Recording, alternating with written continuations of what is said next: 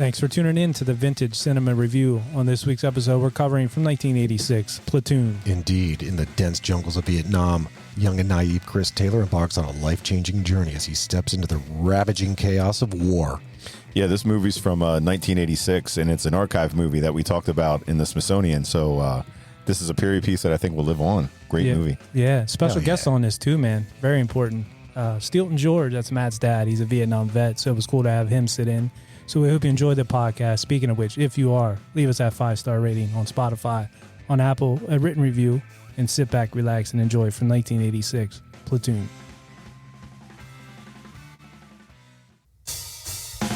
Hey, this is Dave. Matt. And Zap. And welcome to the Vintage Cinema Review, where every week we review some of our favorite films from the past. Hey, there ain't no late fees here. Silence is golden. And be kind. Rewind.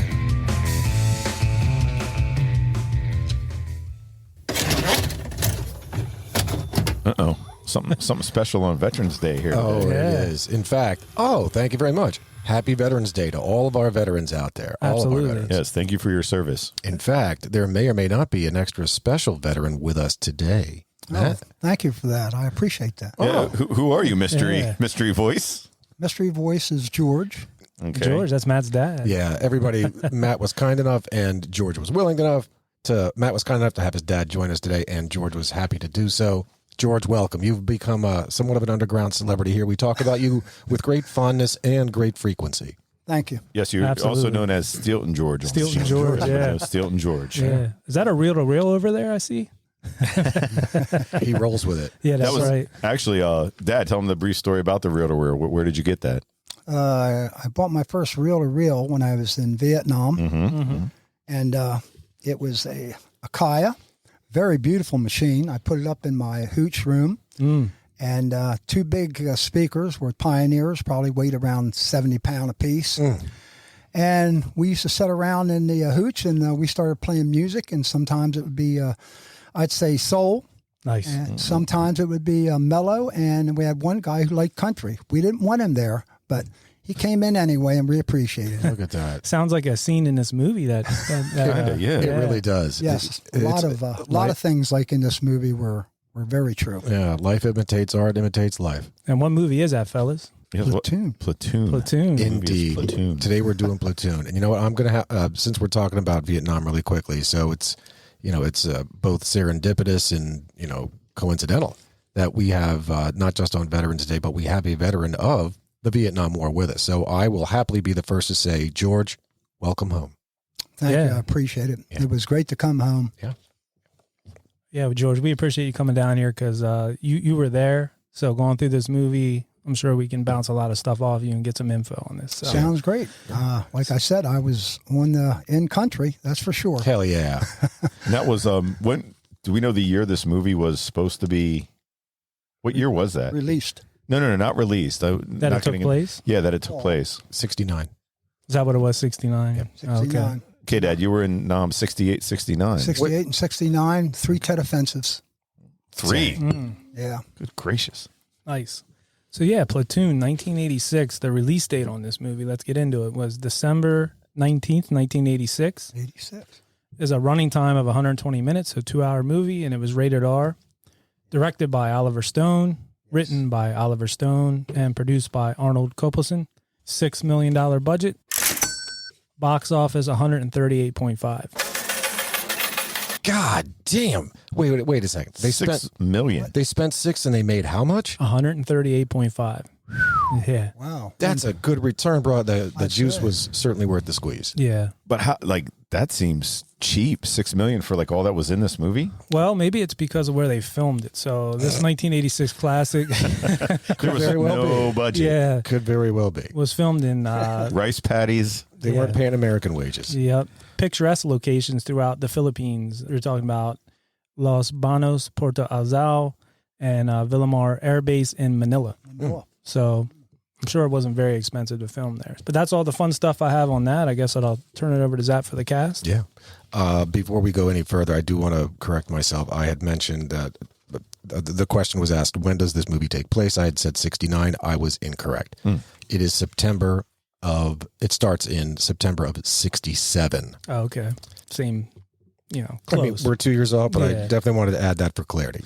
And that was when. So when did you leave, Dad, for Nam? 67 or 68? I left in 68 Okay. and was there in 69 and left in 70. 70. December 3rd. Okay. That's Oh. definitely days you don't Very, forget. very happy day. Oh my God, yeah. Yeah. All right. The cast of Platoon includes, but is not limited to, Keith David as King, Forrest Whitaker as Big Harold, Francesco Quinn as Ra, Kevin Dillon as Bunny, John C. McGinley as O'Neill, Reggie Johnson as Junior, Mark Moses as Lieutenant Wolf, Corey Glover as Francis, Johnny Depp as Lerner, Chris Peterson as Crawford, Bob Orwig as Gardner, Corky Ford as Manny, David Neidorf as Tex, Tom Berenger as Sergeant Barnes, Willem Dafoe as Sergeant Elias, and Charlie Sheen as Chris Taylor. That's a star-studded cast. Yeah, the cast on this was incredible. And looking at this movie for, the podcast and watching like the people pop up, you're like, oh, I noticed that guy. And like we said earlier, the guy, oh, that's the Candyman guy. Oh, yeah. And wow, like, oh, look there. Oh, I remember the King guy. He's from this. Dude, And I'll give you one. I saw when at the end when Francis really pops in. Obviously, we'll speak of Francis when we get to him. But as soon as I saw Corey Glover, I said, "Oh man, I know that guy. I know the guy. Where do I know him from?" Living Corey Color. Glover. That's the band. Yeah. I was going to ask you if He was that's the lead singer of Living Color. cult of personality. Yeah, and all man. that. Yeah. So, George, is there anybody in this cast of this movie that you kind of related to? That Well, actually, now that you mentioned that, it's funny. They have these people in there. They're all movie stars and stuff. But when you're overseas, you meet people that are actually like that. Yeah, that's what I was going to ask you. You'll have this guy or that guy, or you'll have a Keith Davis. here, there you go. Oh, you'll have a Keith Davis. You'll have Barnes. You meet so many people, and they all have that value of staying there and trying to fight for America. Mm-hmm. But there's so many that fit this cast that are real people Sure. that you meet overseas. Sure.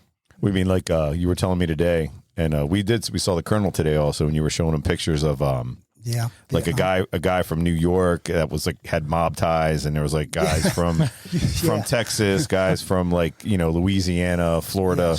Yes. And a lot of these guys, it was funny.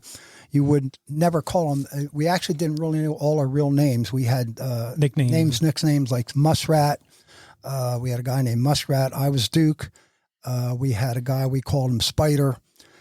Just different names and stuff like that. Just sort of like in this movie too. Mm-hmm. It is real. I mean, you get to know these guys, but sometimes you don't even really know their real name until you're like 9 months in country.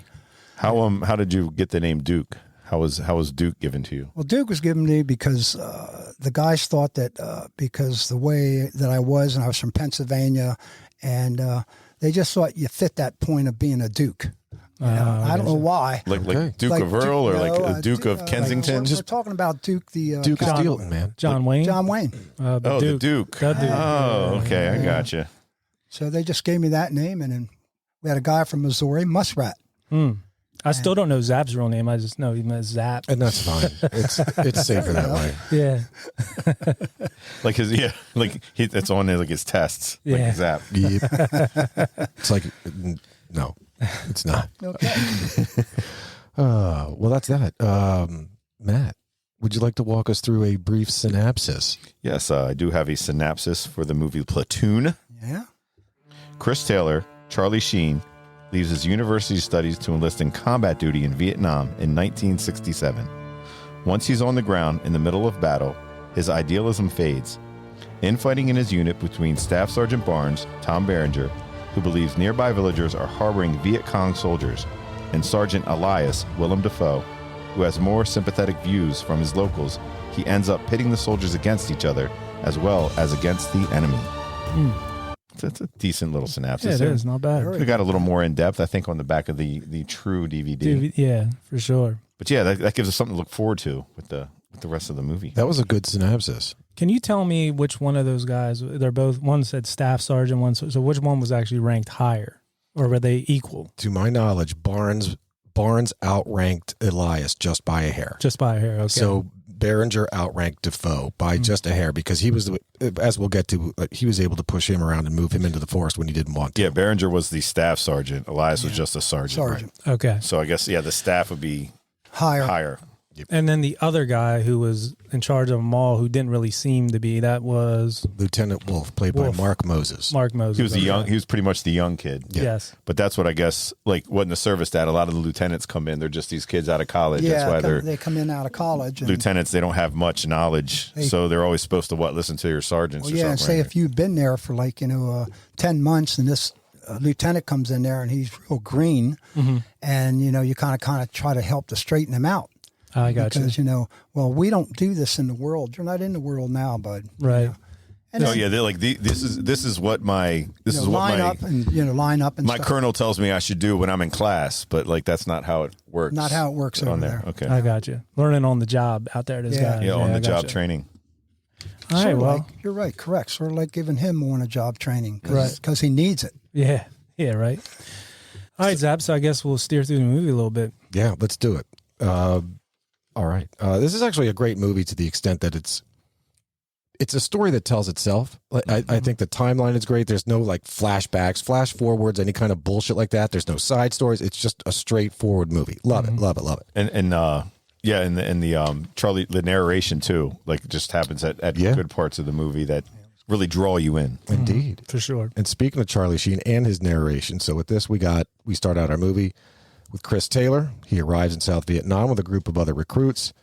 And just as he arrives, right, the door, the gate of that plane opens up, the bay opens up, and he just sees, all of these guys that have already been in theater walking around, just dead faced, just exhausted, and just, oh my God, just totally beat up. And we have essentially we're left with this guy that showed up with all of this intent and excitement and happiness to serve his country and do this, that, and the other thing, and he gets hit with the sobering realization of war. I mean, that's God. I mean, that's certainly a mind fucker right there. Think about that, right? You have all this idealism and all of these thoughts and all these things. You want to do all this great stuff, right? You're going there to make a big difference. Yeah, you're going there to make this guy on his own volition dropped out of college. He chose. He wasn't drafted. He chose to go. Right. And there he is. He landed. Holy shit! What did I get myself into? But it was just, I think the faces that you saw, these guys that he's looking at, you say guys, but these are still kids. So the kid's like 20, he's a year older than what he is going in there. Yeah. And he looked like he was 25 years older. Yeah. It looked like he just aged that month. Aged so much just from like stress, worry, just being there away from home in this land, nothing about, fighting for something that at the time, I don't think they know much about. Okay, so, George, just to give us perspective, in what branch of the United States military were you? Air Force. Air Force. Okay. I'd love to know what, we see this in this movie. We were at least talking earlier about the concept of life imitating art, imitating life. What did it feel like for you when you first landed at in Vietnam? Like, and where were you? I'm glad you mentioned that. When we went over, it's a big place. We got in, they call it Vietnam airspace. It's when you hit that 20 hours or something till we got there. And we're flying over and we just see this red clay, us guys. And we're like, well, it's not a beach. So, we're all excited about what's going to go on. But what you had just mentioned about when you land and you step out of that plane and see chickens and goats and all kinds of stuff running around, and this looks like somebody put barbed wire up all around it. It's like you can't even realize that, why am I here now? I mean, I can understand the thought of what happens to you at 19 years old. And you're looking around saying, oh, I don't know about this one. Yeah. So you guys are coming from hanging at the hop with with your best gal. Hometown boys. Yeah. Where'd you fly out of? Flew out of at that Then time. all of a sudden you're landing, there's chickens and barbed wire. Yeah. I mean, that's some third all world. kinds of stuff passing. It's some third world shit for sure. Sorry, I didn't hear. Where did you fly out of? Harrisburg. So it was 20 hours from Harrisburg. Yeah, international. We stopped in China. Okay. And got off, and then they refueled. China. Yeah, China gave us a little break. Nice. And that's the first time I've ever seen a big, huge polar bear. It was in the airport. A polar bear? A real, they had a polar bear walking in the around. airport. I don't know where they got him, but they got him. Like a live one or like a statue or It's something? a statue. Okay. It's like Lost. Stuffed. A stuffed one. I got you. And It's like Lost. As a young Yeah. guy, you're going, okay, this is great here now. We're having a lot of fun. Oh, not geez. so much fun. So, George, when you flew out of what is now HIA, was it HIA at the time? Had it already converted to Harrisburg International Airport, or at the time was it still Olmsted Air Force Base? I think it was Homestead. I think Olmsted. Olmsted, yeah. however they called it, but it had pipes. It was nothing compared to what that airport is today. Oh, for sure, for It sure. was old pipes going through that you could see. It was one of the old time airports. Yeah. Fun fact: Harrisburg International Airport. So one thinks of Harrisburg, right? Like, who gives a shit about Harrisburg, Pennsylvania? Like, it's not a big city. It's nothing like that. No. How do they have an international airport? Answer: the length of the runway. Yes. For the Yes. Air Force One, right? Until you hit the water. There is a determining factor relative to the length of the runway that will decide whether you can carry the nomenclature international. That is to say, in other words, the length of that runway can support the biggest goddamn planes out there from all over the world. And The it biggest did. planes. I mean, if I'm not mistaken, which is rare, I think it's happened once, maybe twice. HIA might have one of, if not the longest runway on the East Coast. I think wow. it is one of Possible. yeah. A lot of C5s came in there. Yeah, I know man. that. Well, yeah, when I used to, back in the day when I was at FedEx, when we worked on the ramp there, that's what they said this is because of the length of the runway. You would have that, I forget what it's called. I think it's a Russian, the Antonov. Sneaky fucking Russians. Yes. The Russians, they landed one of those Antonovs there, and they said there's only like 3 or 4 places in the world That they could land. that they can land that thing. That's good. They shouldn't have any. Hell yeah. Them Russians. Man, Yeah. I'm on Team George for Team that one. George. Yeah, George with a burner. Yeah. So George, this movie, like how they portray that, then it's pretty much reality from what you saw. They did a good job of showing these soldiers landing. Yeah, first showing Yep. up, you see like the guys that have been there for a while. They're just, you can How see they treat you when you really come in. beat and run down. Just try to get you to become one of them. Sure. So that you can sort of like, help them in any way and they can help you. They don't want you just to be a dummy walking around not knowing what's going on. Yeah. And I think that's why they were so hard on us. Yeah, tough love, kind of. Tough Kind love. of like a tough love, but with a hammer. Yeah. Oh. Speaking of love, how about we move a little further into the movie and we'll get to know the guys, right? Okay. So one by one, Taylor meets these battle-hardened men in his platoon, which is commanded by Lieutenant Wolf, but it's actually led, and Lieutenant Wolf is that green officer right out of school, but it's really led by 2 sergeants who really incorporate 2 different schools of leadership. You got Sergeant Elias, compassionate yet decisive. He believes in preserving humanity despite the circumstances, advocates for respect towards Vietnamese people. I mean, he's a very principled guy. And he was played by Willem Dafoe. Willem Dafoe. Right. For people listening out there. Conversely, you have the polar opposite. You have Sergeant Barnes, who is scarred both physically and emotionally. He delivers ruthless efficiency. He's driven by deep-seated belief that only toughness and ruthlessness ensure survival. And what's interesting about this, I found the most, is that the soldiers within the platoon, they inevitably fit the mold of either of those corresponding sergeants, except O'Neill. That guy's just a piece of shit. He's going to chameleon into whomever you put him with. O'Neill Right. was Dr. Cox.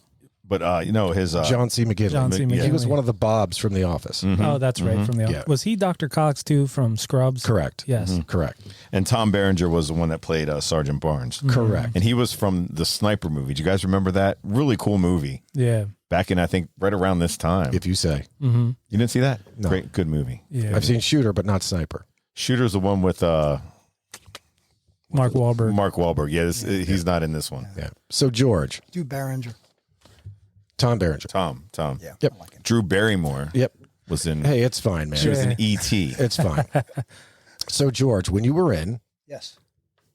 I mean, we were talking about, again, we were talking about this earlier, but just to rehash it and bring it out there. So you show up, you got these bunch of guys, and now you see that really this platoon separated into 2 camps, for lack of a better word. You have Team Sergeant Elias, and then you have Team Sergeant Barnes. All So different people. Yeah, and you got a bunch of, you just got a bunch of hard ass, let's say assholes in Sergeant Barnes's, but then you got the pot smokers, freewheelers, party guys that are with Sergeant Elias. So Is that what it was? Is that maybe a for example of what you might have experienced over in Nam? It was somewhat like that, though. I mean, it wasn't as deep, but then it seemed the longer you stayed there, the deeper it got. You had your group. Sure. You know. Thank you. Actually, you finished my thought there. I'm sorry I didn't make it clear like that. So ultimately, yeah, you're going to find your clique, right? You're absolutely going to find those guys with whom you bond best. Correct, because you think in your mind that these guys here are going to save you if you need it. Sure. And they know that I'm going to be there if they need me. Damn so right. Kind of a bond that you make, and the other guys might go the other way. You might have one guy that he's very religious and likes to pray all day long and don't want to fight anybody. You have them all. Sure. So was it so it was exaggerated, but you guys still had those groups? Like in this movie, they showed the stoner crowd, like always listening to like chasing rabbits and shit, and partying, getting high out of like barrels of shotguns and stuff. Well, yeah. And then you had the other guys who are just like, yeah, let's go kill stuff today. And so like the movie might have exaggerated it, but it was still kind of like you still had the group of like a couple stoner dudes. You had some hippie type dudes. You had hippies, you had stoners, you had surfers. We had them all. But you also had the gung ho. Oh yeah. All Army, or I'm sorry, all Air Force all day. That's all I do. It's go, go, go. I'm here to kill. That's what I'm here to do. Yep. All sure. right. You have guys like that. I mean, their mindset's that way. Sure. But you don't want to try to aggravate them because you're overseas. You got enough problems on your own. But this was more, I think when you were telling me stories, like these guys are more, I think like the Army. 100%. Yeah, where you were in the Air Force, you guys were like supply, but yet you still had a base. The base, you told me stories about a couple bases, being bombed and stuff like that. Oh, they would attack because that was a supply chain. So you guys like had to be ready. But you weren't like out in the field. Well, we went in the field with the when you delivered, 483rd yes, Squadron, yes.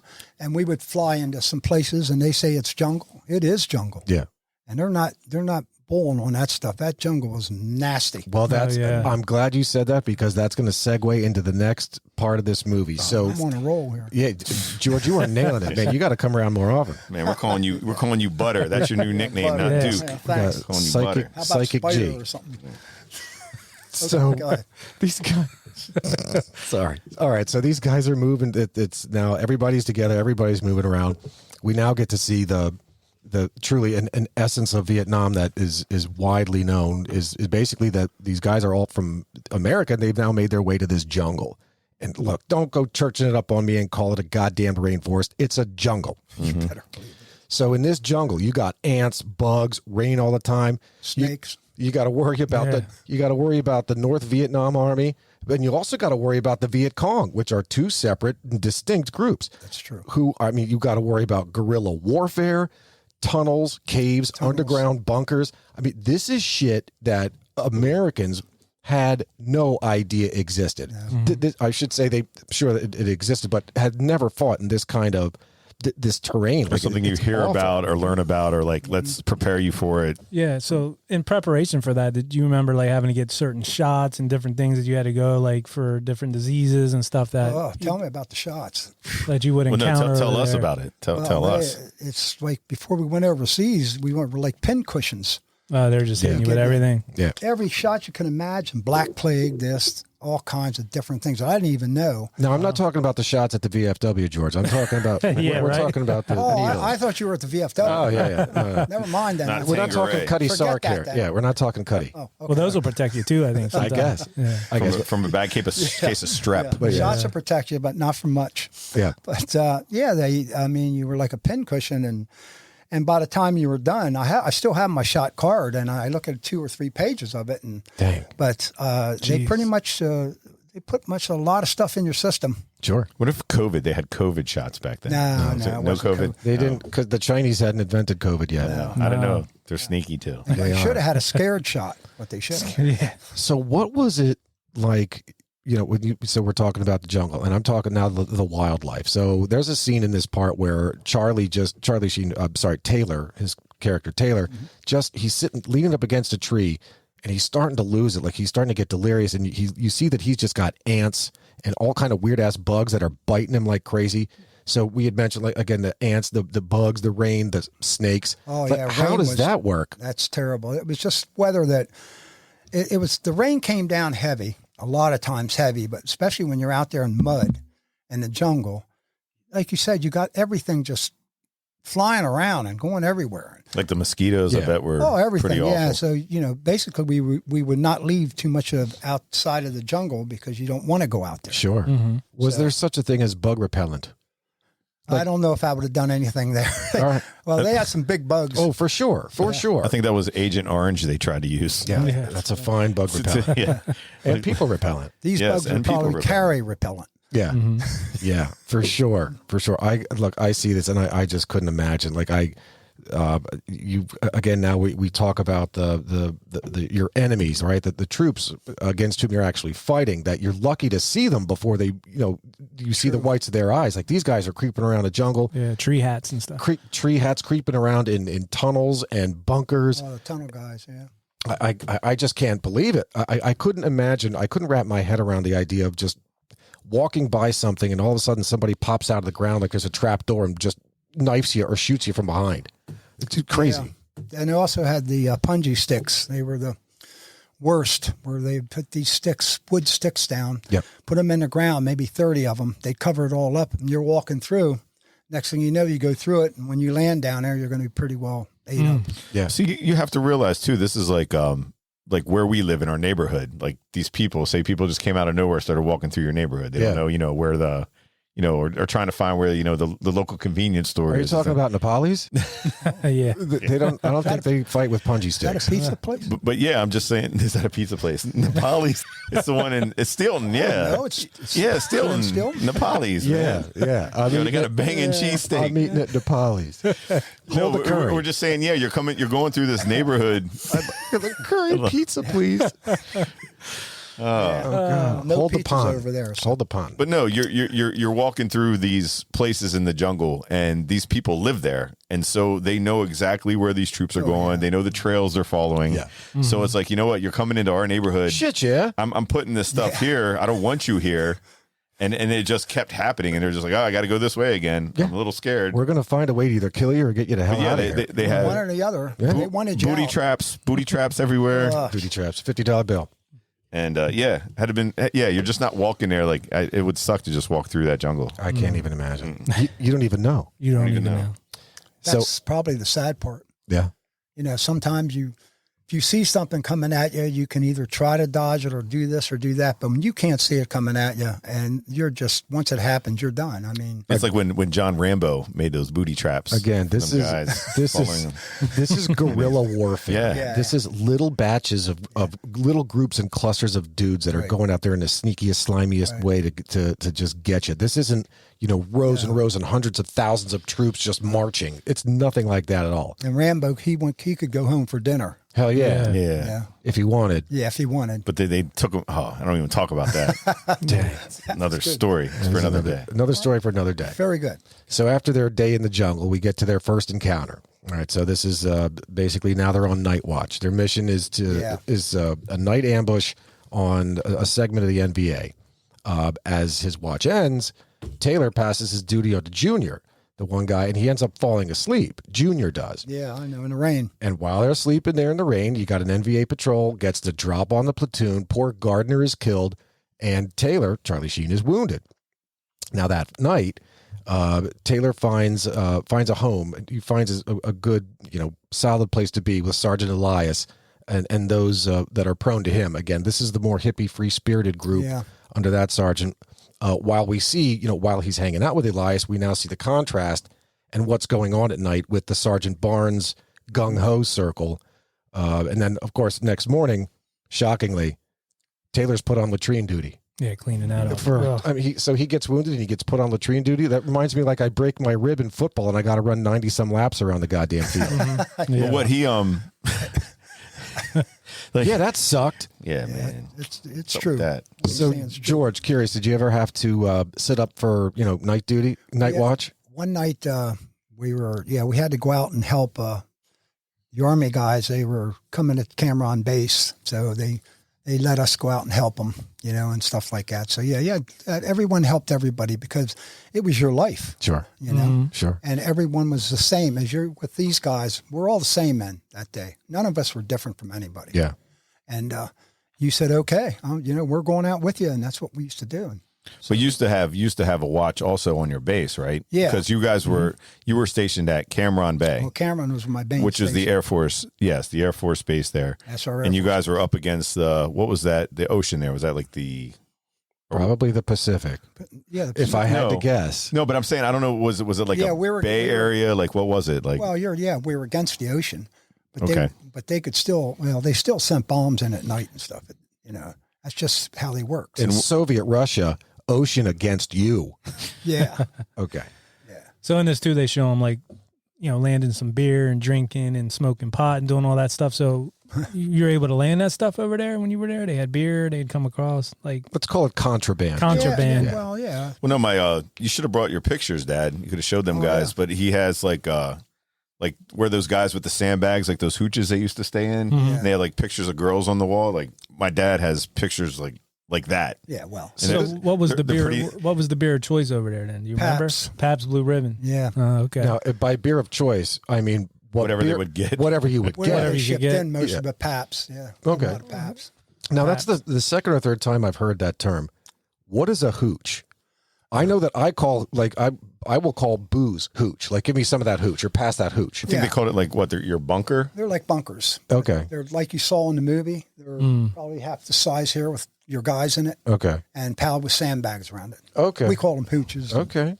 So you had like your beds in here, like you Yeah. know. Just That's what not you to be see. confused with a hoochie mama. Hoochie No, Mama, No, yeah. ain't nothing but a hoochie mama. I wish it would have been, but no. Oh.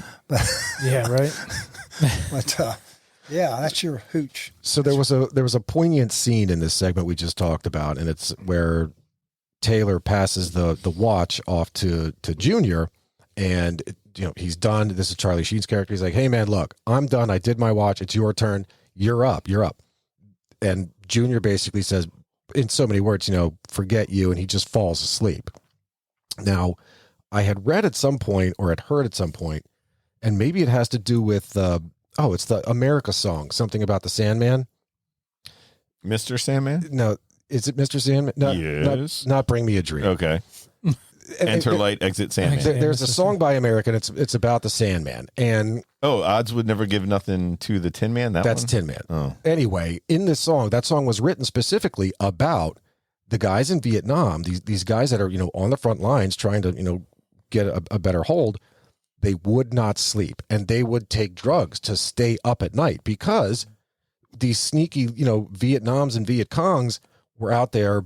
They would knife them in their sleep. They'd kill them in their sleep. These guys were afraid to go to sleep. So again, that America song is about these guys, again, taking drugs, avoiding the Sandman, trying to avoid falling asleep. So did you encounter that at all over there? The thing out with us, well, we worked a lot of night shifts and stuff on the aircraft and stuff like that. But Commodores. you're always vigilant what was going on around you. Yeah. You always looked around and Head on a swivel.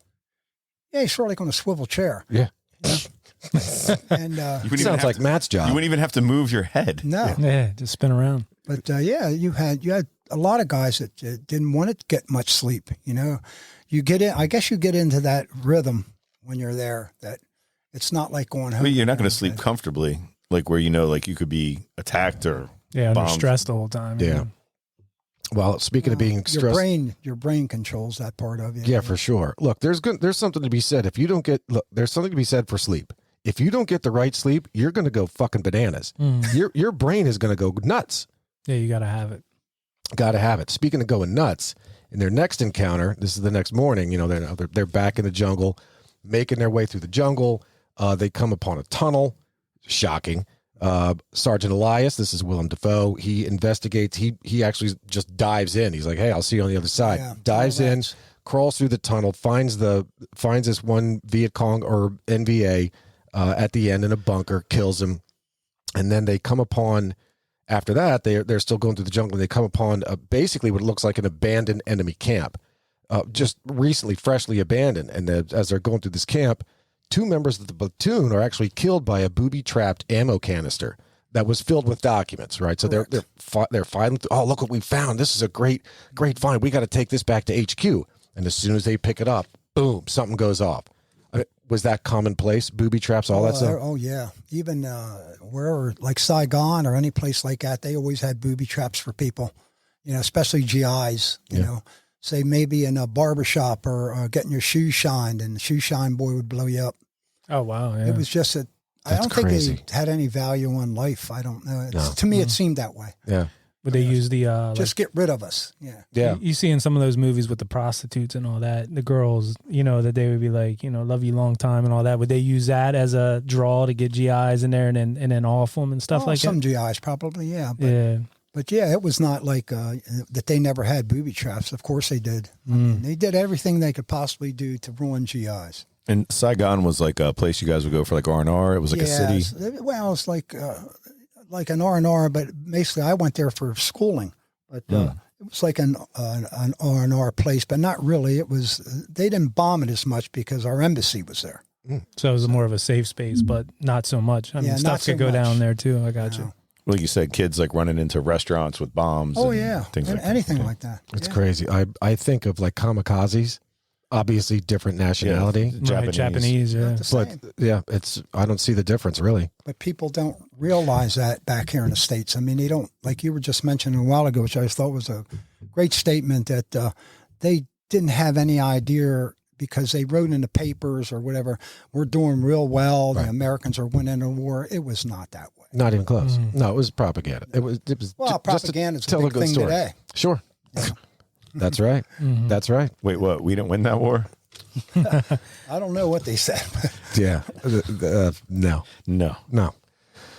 Let's see. Oh, so all right. So they're moving along after sadly they lose 2 soldiers at that booby trapped ammo canister. The next encounter, this was stirring to say the least. This is at the village. So these guys this platoon walks in, and this is this simple third world village. You got chickens running around, like you would say, George. You got chickens, pigs, whatever the hell. But they walk in there, I guess, on the suggestion or somebody had told them that this village might have been helping the enemy. They're supporting the enemy.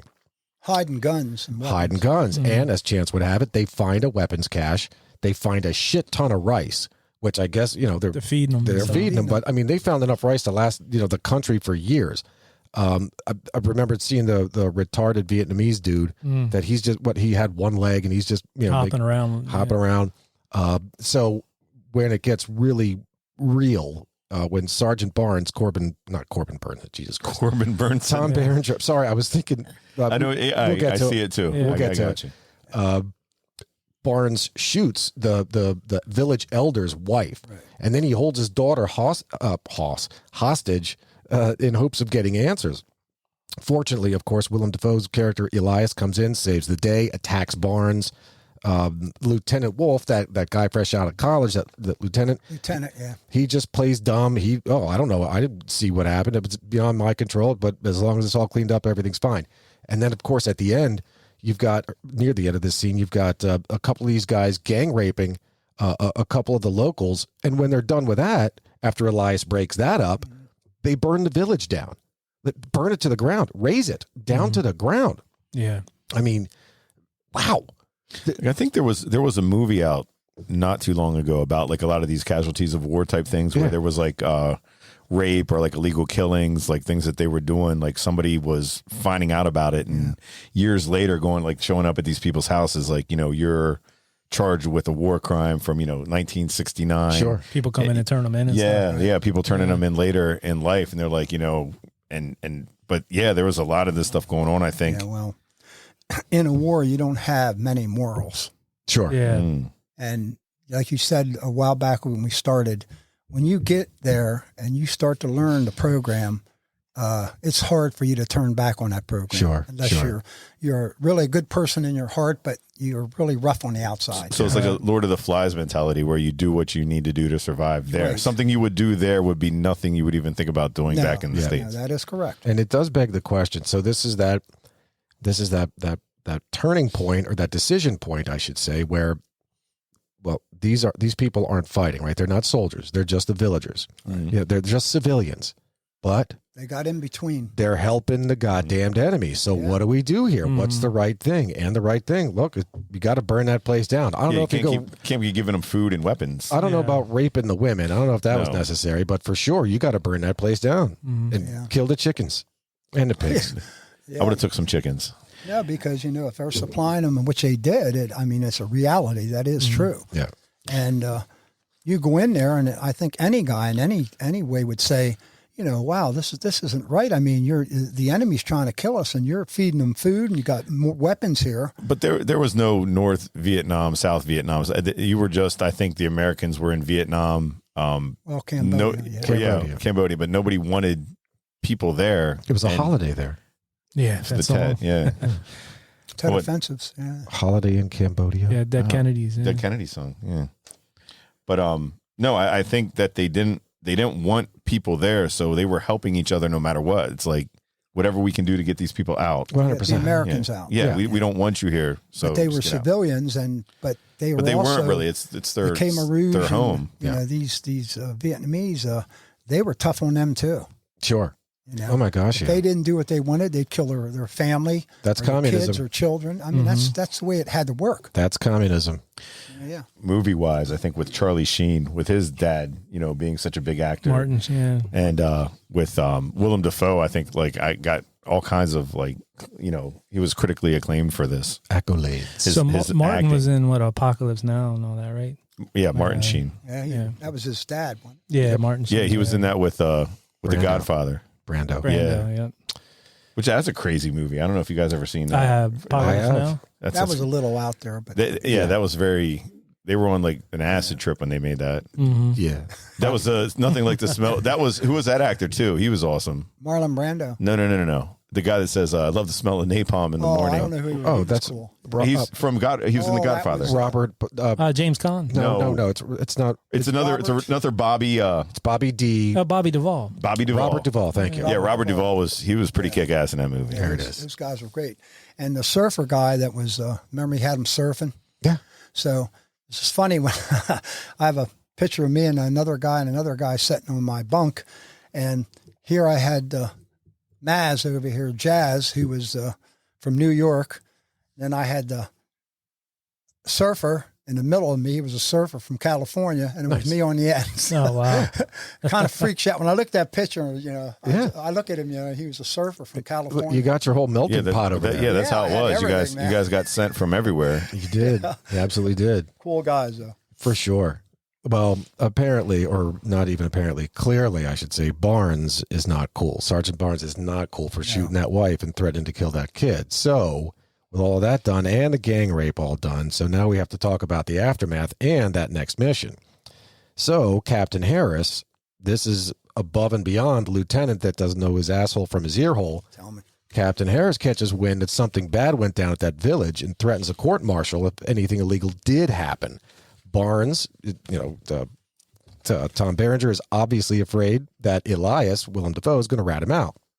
So, with that worry on them, they still got a job to do. They go back to the jungle, and lo and behold, of course, the platoon is ambushed and pinned down. Lieutenant Wolf, again, this is the kid out of college, he gives bad coordinates for an artillery strike and ends up directing it onto the platoon. Elias breaks off with Taylor. Elias breaks off with Taylor, Ra, and Crawford to go after a group of enemy troops. Barnes directs the rest of the platoon to the retreat and then goes back alone to look for Elias and his group. Well, while he's out there looking for these guys, as it would happen, Barnes comes upon Elias alone and shoots him. Thinks he kills him on his way out. Barnes runs into Taylor, Charlie Sheen, and tells him he found Elias dead in the jungle. Now, I'm curious as to why Taylor didn't go and look for him, because, I think of any of these scenes in this movie, let alone real life, the best they can try to do is get the body out. But Taylor calls bullshit kind of right away. He was concerned at the time. He was like, it's like he's only 100 meters away. Why didn't you just go if you drag saw him him go out? down, and plus, I just seen him. Yep. Here. I don't understand what you're talking about. Well, it gets the shit hits the fan, where everything is revealed when the helicopters arrive to extract the platoon. And just as they're flying away, they see Elias Down there. emerging from the jungle, being chased by the NBA, and they eventually kill him. Correct. And look, you got to believe that Sergeant Barnes is fucked. He's got to be he knows it's over, or is he? Yeah. And that's that iconic scene with just his getting arms in shot. the it's on the front cover. I mean, Tom Berenger's got to know that his goose is cooked at this point. 'Cause he just lied to Taylor, and he's like, "Oh no, man, Elias back there, he's dead. He's dead. Don't go looking for him." Once we said he's like, we're being overrun, but I think when he just was running back, they could have been, oh, like maybe he got away, or maybe he wasn't. I don't know. I don't think that. I think Berenger was surprised, but I think he was like, I've got away with so much. Oh, for sure, he was already. surprised. Like he's like, And he could have said, "I thought he was dead." yeah, I thought he was dead. Like I saw him back there. He wasn't moving. Like I don't know what happened. That's true. That is true. But is it true that actually? I mean, in the movie they put it in the movie. Of but course. Did that actually really happen? Could that have I happened? couldn't say that ever did, but not that part of it. Right. Right. But I mean, there probably has been people killed with friendly for friendly fire fire, and stuff like Tons that, of where they're like, friendly "Oh shit!" Like I don't know where I was shooting at the time, but it was a direct action to kill another Yeah, soldier. certainly there was infighting amongst any kind of platoon or squad or anything like that. But I just can't believe that an American soldier is going to willfully kill on purpose another American soldier. I just can't believe it. no, you wouldn't believe that. But No. you look at circumstances and some things, and It's fair. it's like anything in the world. You have a circumstance where you might not want to do it, but you have to do it. You get all riled up, sure. You kind of lose your mind, really. Yeah. Another thing, like saying a lot of movies, these coordinates or these grids where they start giving them these coordinates, like 8743, and they're to drop bombs. Or I mean, this stuff you see it in like these World War II movies. They're always dropping it on like the wrong. Yeah. Like I don't know. Like it's kind of hard, I think, to know where you're at, like on a map. They had trying a whole to figure. technology was a whole lot. Yes, it more was a archaic whole back lot then. different, and even in these World War II movies and in the Vietnam movies, Napalm. Look, and not for nothing. but not that they give the coordinates and like they Yeah. always get it wrong. And not because for nothing. it's a Look, hey, map. hats off to the Air Force for being as well equipped and as skilled as they were and still are to this day. But great guys. I mean, God, to be able to drop Navigate bombs that. and navigate and put it where you are told to put it, that's not Yeah, bad. that's I know I a couldn't plus. do that That was shit. a plus for us. But like you're saying, the technology then, like trying to put a map of your terrain on a grid and call it in had to been that's stressful. They didn't have Starlink back No. then. They did not. Yeah. So I guess under Elon Obama, Musk would have got it right on point. under Obama, everybody got a phone, so everybody's going to get Starlink now. Is that how it goes? I think so. Isn't Trump building like another Star Wars? Did you guys see like another? He's doing that whole bubble over Oh, I've heard of that. over the yeah. U.S. It's going to be built in New York, and So it's going to it's- be a big bubble. By the bubble, what you're talking about is what they do in Israel. Iron Shield. Is Yeah, that the what you're Iron talking Shield. about? Yeah. Right. So the Iron Shield is basically just like missile defense. I thought he was a wrestler. There's nobody's putting up a bubble. No, not a bubble, but it's I going to be don't like think the Star bubble Wars. would last in a nuclear. It's going to be like Reagan Star Wars. Like, there's going to be all these satellites, and this like, and it comes, it goes. Doop, doop, doop, doop. It's okay. Matt's still watching the news. Everybody, No, I don't watch. It's all fake. he's News still is all watching what they call legacy news. But they're still counting. Yep. Texas is still counting. You still keep counting. counting your prayers. Well, meanwhile, back at the base. Back at the base. So Taylor now attempts to. This is Charlie Sheen. He's now rallying support amongst everybody, or the friends that he has left, that were all part of Elias's hippie group. He's like, look, man, that damn Barnes. Like, I know it was him. He killed Elias. He needs to be fragged. We need to frag him. But Barnes overhears it. Mm-hmm. So Tom Berenger overhears it, and he gets into a bit of a scuffle with Taylor and almost kills him too. Yeah. With a what's called a push dagger. It's just a knife here, but it's a really small, hold like it, yeah. 2-fingered, I forget what they called them, but some kind of Yeah, it has small like grip, it's like but it put a hurt on you. yeah, it's like something you would put in your fist Yeah.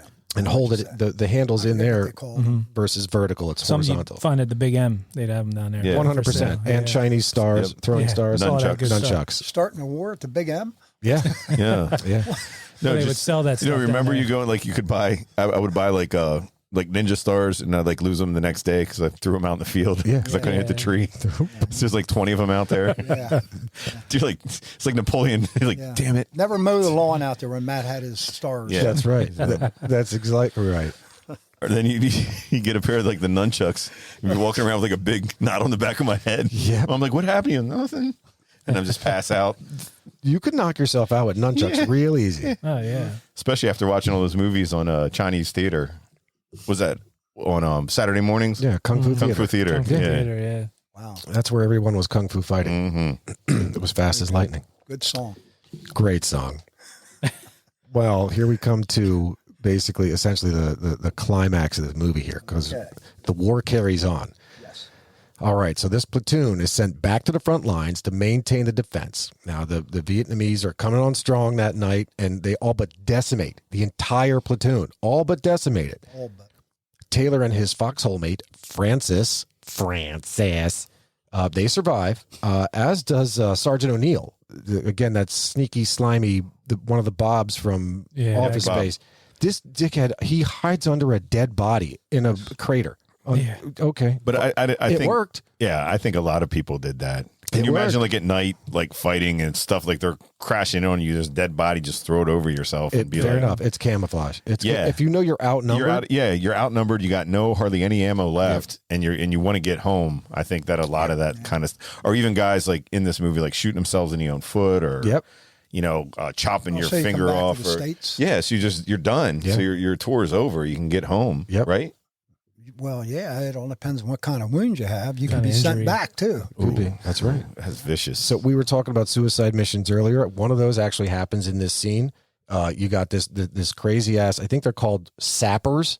I think it's a sapper. John Sapertaki. That's Bag right. full of explosives. You take that's correct. It's just this suicide bomber, this kamikaze, Yeah. this kid or whatever is just run on the ground. He's wrapped in explosives, makes his way into HQ, blows the place up, just blows it up. Told you Captain, about that. yeah, that's bananas. Well, that's how they are. That's how they were trying to win the war. Yeah. They didn't have any values to me. They just, But I think that was, I think they did have They thought they values. were But heroes. that's what I'm saying. I think that was like kind of their Sure. religion. That's how they were brought up. It's Yeah. one of those things They where brought honor to their family. yes, by doing something They like could that. be commemorated by, look, this guy gave his life and, on purpose, with willful intent, Right. gave his life. Yeah. well, a good thing of that is 9/11. There it is. Mm-hmm. What did those guys do? Yeah. Threw those planes in there. Didn't even care about it. Nope. Nope. Are they heroes today, or what are they today? They're nothing. They just destroyed a lot of lives. They did. I'd have to ask the people way overseas over in oil land. Yeah. For now, oil land. We'll be drill baby drilling here soon now. Yeah. Thank you. Thank you. Thank you is right. Thank you. So, all right. So Captain Harris, now without a bunker and basically without almost an entire platoon here, he orders an airstrike to destroy the whole area. It's like, look, it's over, but we have some ordnance here. We have some documents. We have whatever we got here. Just blow the place up. We'll get out of here. So at this point, Barnes, that's Tom Berenger again, he's in full-on rage. Mm-hmm. He is just in the moment. His eyes are fiery red. He's killing Vietnamese with his E-tool. That's an entrenching tool, also known as a shovel to civilians. So he's just going bananas, killing all these as many Vietnamese as he can. And he comes upon, or he sees Taylor, and he is about to kill him too with this sideways shovel. He's got the handle flipped down, and just then, that's when that's when the planes arrive and they drop all of the shit, and everything blows up. Everybody gets knocked unconscious. Taylor awakes the next morning and finds a very wounded Barnes crawling his way through the jungle to finding anything he can do to just live. He's just crawling along tree stumps and looking for help. just bleeding out. He actually orders Taylor to Tom Berenger orders Charlie Sheen to, hey, call for a medic for me, call for a medic. Instead, Charlie Sheen just shoots him, just kills him. And I say, good. That's the way it should be. But he wouldn't have done that a year ago. No, he wouldn't have. No, I want to. He was like writing letters to mom, and he just would have like sent mom something. Yeah. Well, he was a different person. But now he's like shooting somebody because he knew what he did. Mm-hmm. So it was revenge. This was for sure a climactic scene. I mean, to see that whole base just get blown. Now, I get it. It's a mobile base for all intent and purpose. It certainly wasn't set up with the dynamics and the logistics that you were in, George. Certainly not.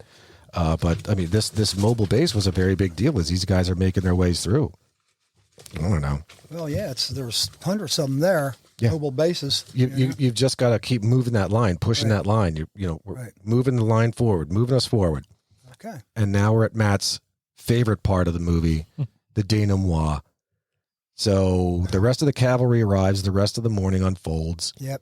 All the trees are dead. All the trees are dead. Everybody but a handful are dead. But you got mobile infantry coming in with, you tanks blazing. Yep, coming in. Francis, that's the guy that was in the foxhole with Charlie Sheen. We talked about it. He stabs himself in the leg, knowing that will send him home. That's right. And O'Neill emerges from the crater where he was hiding under the dead body. In fact, because he's one of the last people left that can actually still function, has all of his 4 limbs functioning, Captain Harris says, "Okay, man, you're in charge." Yeah, you're promoted. And this is after, I guess he had been trying to go like on R&R or trying to get out for a little bit and just couldn't get away. Yeah, and now he's in charge and he can't go anywhere. I think he still had time though. Like he was thinking, "Oh yeah, I just got through this big battle. Like I'm done." They were like, "No, you got time left. You're going back to something." It's just starting. So Taylor and Francis, this is our end here, the very end. Taylor and Francis are airlifted out of there. Taylor exchanges one final goodbye to Ra. Who remains. Ra. Can I say something here before? No, George, you say anything you want. Okay. Nothing. You're a grown-ass man. You're a veteran. Hey, I just want to wish everyone, all veterans out there, I wish you well. I know what you've been through, most of you and all of us. The only thing we did was fight for our country. We were young, and we didn't know any better, but we stayed there, and we stuck it out, and we gave them everything we had. Hell yeah. That's right. So just love you all. Take care of yourselves, and you have a great day and a great night. Thank George, you. but we're not done yet. Fun facts. Fun facts. This is fun facts. So no matter how sad the movie, no matter how depressing the movie, no matter how true or how false the movie might be, there's always fun facts about the movie. Oh, Yep. Fun facts. Okay. Fun facts. So I've got a fun fact. Go for it. Fun fact, this movie has, because of its cultural significance, it has made its way to the Library of Congress. How about that? This Don't they have like a list of 100 movies or whatever? Is that what it is? They have the American Film Institute's list of 100. But this is not a list of 100. No, the Library of Congress will grow and grow and grow. There is no Home limit. Alone's in there. I can't speak. So they don't have like a E.T.'s, I set think, in number. So movies don't get kicked out for other movies. No. I got you. No. It's if the world would blow up and 500 billion years from now they go into these archives and they're like, what's this all about? And they had to restart it. Yep, that's right. Yeah, it's true. That's I that's real agree stuff. with you. Yeah. And they probably don't even know what the movie was ever about. They probably even know what the title's about. No. But if you ever need to restart society, consult the Library of Congress if you're looking for a good movie. There you go. there you go. You got You one, just Matt? you just do it. Fun fact: this won 4 Academy Awards. Yeah, I remember it was all the rage back then. That's probably why I watched. I think Best it back Picture, Best Director, Best Sound. I think it won. then. Yeah, it was best soundtrack or best Best sound, best sound effects edits. or whatever. Given the nature of the movie, was their sound laid down by the underground? it might have been digital underground. If there was Hennessy on the shelf, I'd drink it all up. And Introduce myself. yes, So the character of Chris Taylor, that was based on Oliver Stone. That was actually his. Yeah. He did a tour in Vietnam, and he was That is correct. yeah, and all that. So And people didn't know that. No. No, In no. fact, that leads me to my next fun fact. Platoon was the first Hollywood film to be written and directed by a veteran of the Vietnam War. who did? Was that Francis Ford Coppola did Apocalypse Now? Is that who that was? yes, I believe. Yeah, that sounds right. Or Roman Polanski. No, Francis Ford Coppola. I want to say that was definitely Francis Ford Coppola. Now, George, did you see this back in '86 when it came out? Which one? Platoon. Do you remember going to the theater? Did you wait and rent it? No, I waited for a long time and then rented it. And then you rented it? I still have it at the house. Yeah. Because there was a lot of talk of even back then, and like when I was researching about the movie, that a lot of veterans had, they would cry walking out of the movie. Like really, I guess up to that time, it was one of the more, I don't want to say realistic because nobody can really know what war is like, but like they had an emotional reaction to the movie because they felt like it was closely portrayed what maybe they experienced. Like, would you say you had that feeling as well? Oh yeah, true. I mean, Yeah. I thought that played well. I mean, I remember the Christmas lights and I remember all kinds of stuff. Right. So they did a great job. I think the movie's probably one of the closest to what was going on. Yeah. That we went through as young kids at 19 years old. Sure. I mean, I gotta imagine again that veteran reaction you had mentioned. This was their FUBU. I mean, this is for us by us. This Right. was again. This is the first time we had a Vietnam vet actually directing and writing a Vietnam War. Like, who in the hell else is going to know it better? And they had a lot of consultants on the set, like Yep. helping them with, getting it as real as possible. Absolutely. In fact, the guy that played Captain Captain Crunch. No. Captain Crunch. Captain Kangaroo. God damn it. Harris. The Captain guy that Harris. played Captain Harris, he's a consultant. Oh, okay. He Nice. like that's his job. That's what he does. 100%.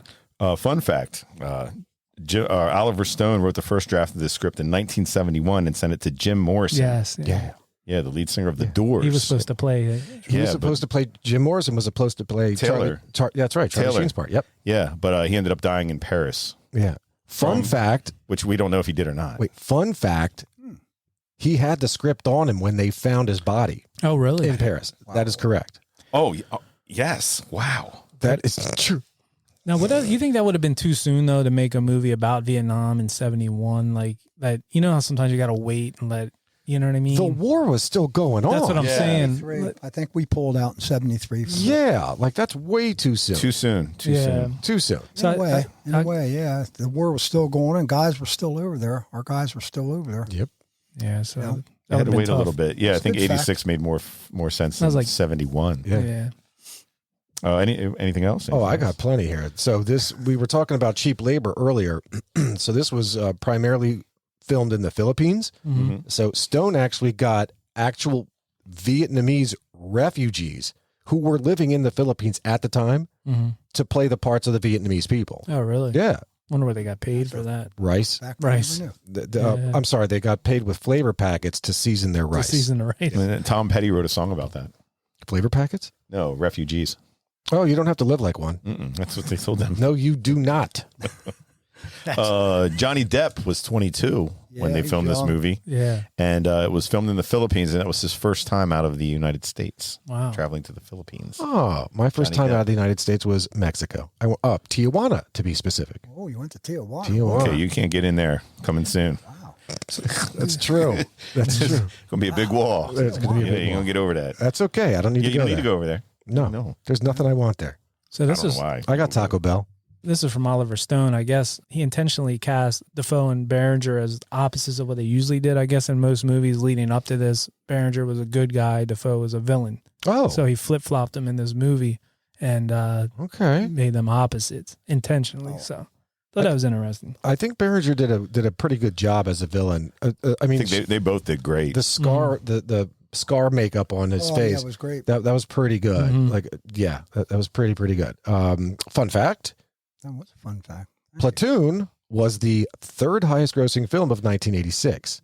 Number 1, Top Gun. Number 2, Crocodile Dundee. Mm. Now, of course, at number 3, it beat out Karate Kid Part 2, Star Trek 4, Back to the Future. I'm sorry, Back to School. Back, Okay. Back to School. Aliens, The Golden Child, Ruthless People, and Ferris Bueller's Day Off. It's a big list. That's Yeah, it is that's a the big top list. 10. Wow. That was the top 10 of Wow. 86. I always like those though, like looking at what was out Yeah, those years, because you forget a lot of times. sure. Or Crocodile Dundee is like, that's not a knife. This is a knife. Yeah. You're right, Bro, right. Crocodile Dundee made almost $175 million. Yeah, I contributed to that too. I went to the theater. to Is see he that. still in Australia? I don't think so.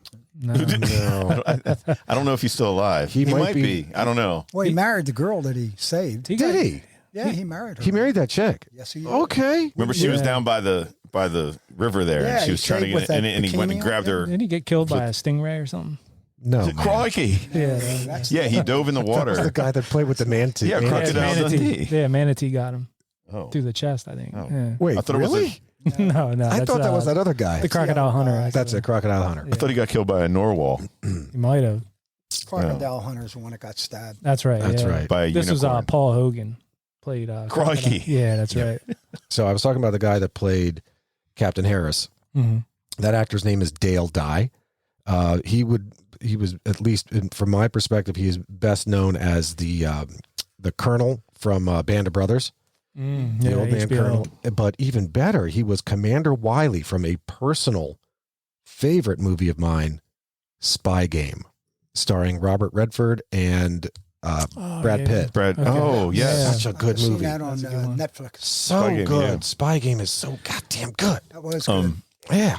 In many U.S. military war academies, they look at Lieutenant Wolf in their classes as how to not how to not behave as a junior officer. Right. They said like if If you're going to be an officer, don't do be this. don't be this guy. That's right. That's funny. So, Dave, yeah, Stone's he's responsible for that. you got one? Yeah, so the scene with Defoe, the iconic scene we talked about, where he's running and he throws his arms up in the air like a Y. He's like being you need chased. help. He's being chased by the NVA, and as he's being shot, and he runs, and as he falls to the ground, he throws his hands up in the air. Yeah, so he was on Larry King doing an interview. This is a few years back. And he said in that scene, if you look closely, you can see in his left hand, he has a detonator, and he's detonating the explosions that are supposed to be going off like at his chest while he's being shot. Huh. So if you look closely and go back and watch that scene, you can see it in his left hand. Now, when he goes down to the ground, I guess he threw it at some point. Yeah. And by the time he puts his arms up in the air, it's gone. But look for that in that scene. And he also said, they asked him, how many times did you shoot that scene? He was like, it was only like 3 to 5 times, and they got the take they wanted. Yeah. He said, but So he's controlling the action, which Right. makes sense. So he knows how to contort and move his body to the appropriate Shots. special effects. Yeah. Gotcha. but I also read that He was calling the shots. calling the shots, yeah. But I also read that they actually didn't go off, and like the explosions that were supposed to happen in his body had a vest on, I guess, with things underneath. You can tell that too. Yeah. So Now as that he's, you're looking, as you see him running at you, you don't see any bullet wounds added to his body. Like you don't see anything flying out. Now, granted, I'm not saying that every bullet has to go through the body. Right. Like, there's a lot of bullets that'll just stop once it hits something, and which is okay. That's Right. just science, man. I'm no scientist. Not No. with an AK-47 An AK, assault rifle. That's what I couldn't figure out, how they would let him stand up after AK hit you. Well, I think they were showing his determination, That was a part of his it. To machismo. be a hero. You had you had to suspend disbelief. Yeah. You know. as most all movies do. It's the movies. Yes. And that's the cover of the movie. That's what they actually show on the cover. That's right. Here's one for Zap. Special packs of Marlboro cigarettes were made for the movie. That's correct. On the assistance of Oliver Stone, who wanted the cherry red color on the pack to more closely match those made during the late 1960s. Yeah, Marlboro changed its color scheme I did that. between Was it more of a less red? No, it was a hint darker red than the brightest The of light brightest red. rainbow red. Like, so if we're looking at that megaphone right there, that's the current Marlboro. The older Marlboro would be be the red cooler. on Oh, that it's cooler. Gotcha. Yeah. Details. I just remember like the white with the gold top. That was the lights, I believe. Yes. Marlboro lights. Yeah. Yes. Yeah. I didn't. Camel wides. That was a good pack. White with a gold top. I miss soft pack. They're still available. You just got to find the right places to order them. For like a good pack of Pall Malls. They still make those. Yes, they do. Oh, wow. So I always like to do the coulda, woulda, shouldas. Barnes's character, played by Tom Berenger, could have been James Woods, Mickey Rourke, Emilio Estevez, or Kevin Costner. Oh, how about that, Kevin Costner? Yeah. They could have threw all them guys in there and nobody would have known. I mean, they all could have played in that movie. Right. With all the people they had in it. Yeah. I don't know. Kevin Costner might be a good deal to play that. It would have been, yeah. To play the bad guy. Yeah. Yeah. Matt, you got He's it? got that I'm trying to think. look about him. There's a ruggedness about him. Yeah, for sure.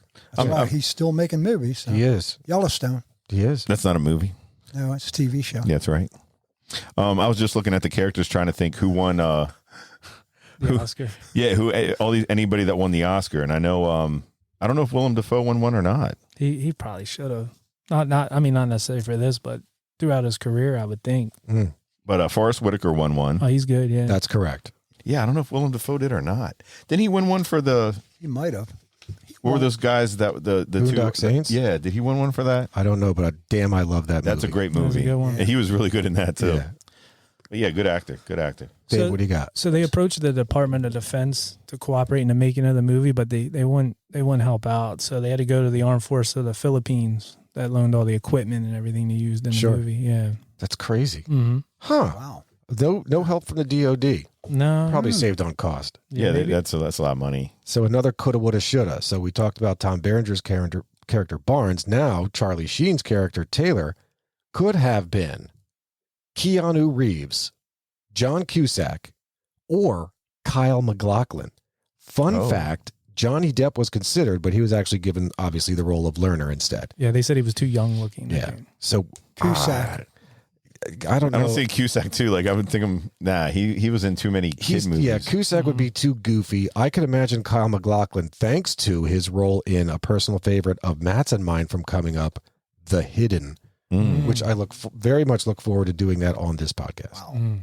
Yeah, That's the lucky do that special yet. gun. Yeah, Yeah. McLaughlin. Nah. I still think they cast it right. No Anthony Michael Hall in this one. Finally, Finally, that's right. He comes up on everything. It is fortunate that we would see Behringer and Sheen. So they were obviously against each other in this. I mean, for Christ's sake, Sheen killed him. But we would later see Behringer and Sheen return as friends 3 years later in Major League Great flick in 1989. That's right. Wow. Which was Full of good some of that was filmed in Harrisburg. Major League 2. Major League 2. Major League 2. Well, I'll tell you a really good one I thought was good. Forrest Whitaker was a DJ. Yeah, the guy that played Mork and Mindy. Robin Williams. Yeah, Robin Williams. and Forrest Whitaker. Oh, Good Morning Vietnam. Good Morning Good Morning Vietnam. Vietnam. Yeah, that was a good flick. Awesome movie. That was a good flick.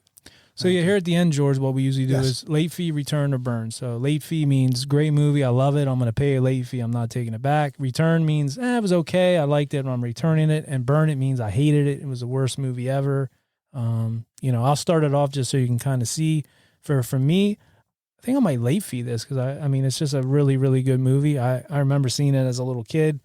I was 10 or 11 years old, and I've watched it over the years, probably like 3 or 4 times. And this is a movie that, even though it's 1986, probably because it's a set Period movie. movie, that it doesn't seem dated. It didn't seem like It is timeless. It is timeless. It's one of those movies I think it's just great, and I would late fee it. So Not Yeah, bad. get how it works. So I would agree with Dave. I would say I would late fee this. Probably like watch it that night, take it in, and be like, I'm going to watch that again tomorrow. And if I have to take it in a day late or whatever, you'll pay. yeah, I'll pay the extra $3 or whatever it was back then for taking it back to Blockbuster. But yeah, but it was just like a great, like you said, a great period movie that will never, like you said, it's archived. It's timeless. Yes, It's not going to change. It'll be there forever. Yeah. So yeah, late fee on this one. I would. So I got one more fun fact I neglected to mention. Mm-hmm. Fun fact for this podcast, that's the first time I've ever seen this movie. No way. Wow. What? No way. Never seen this movie before. So obviously I knew it existed. I might have given it a shot a couple of times and I couldn't get into it. Mm-hmm. Watching it, obviously having to watch it for this, I'm somewhere between return and late fee. I'm somewhere in the middle there. Like I would definitely watch this a few times while I have it.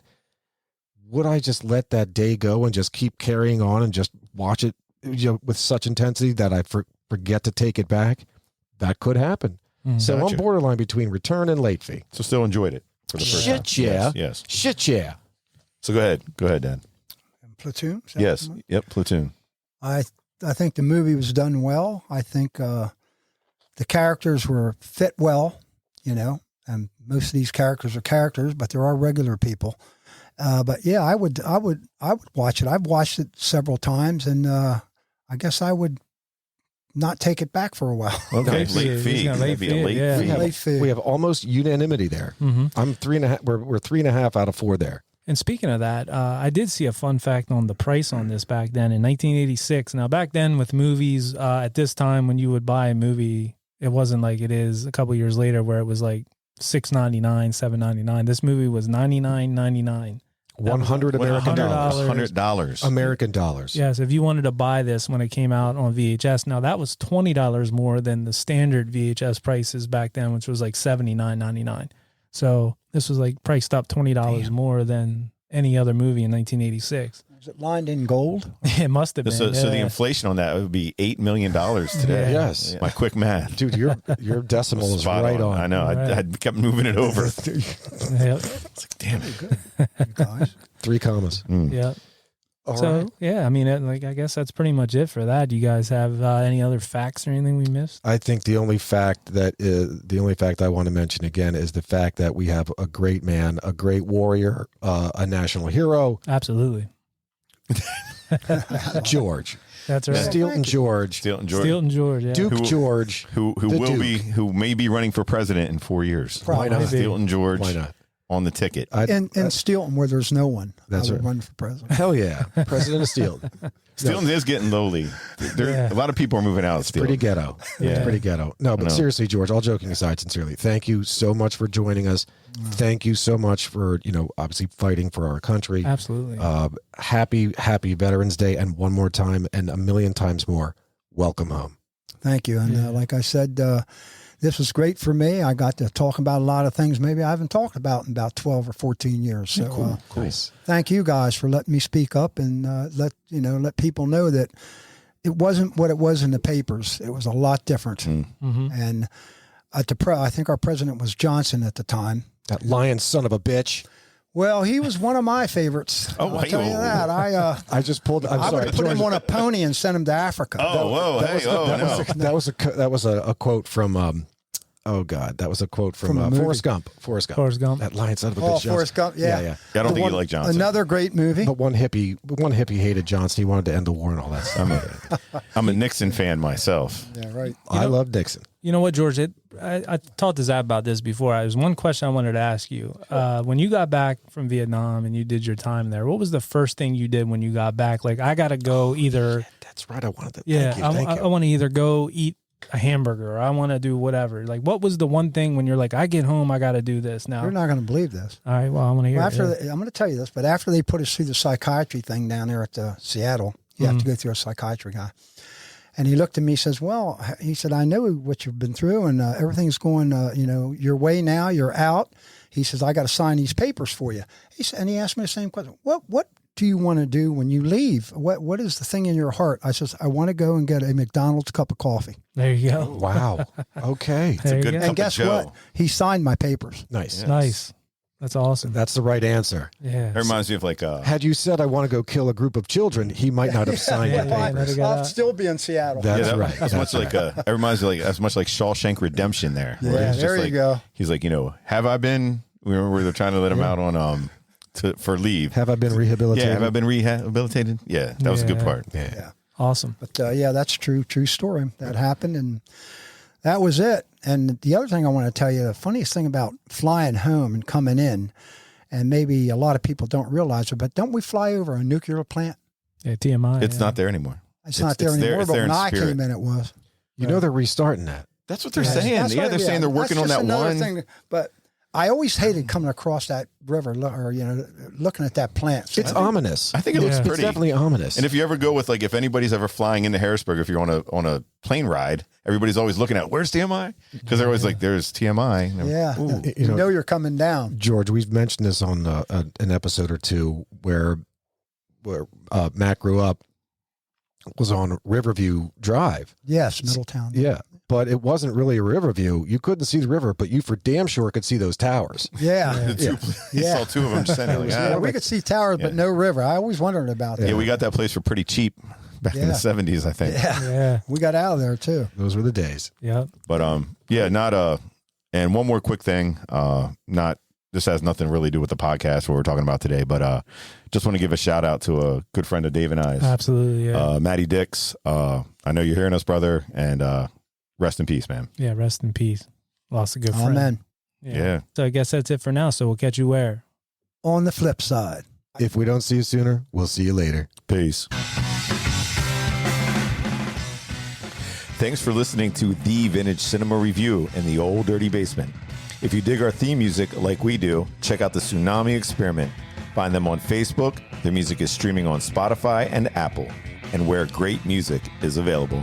You can find us at Old Dirty Basement on Facebook and Instagram, and at Old Dirty Basement Podcast on TikTok. Peace. We Audi 5000.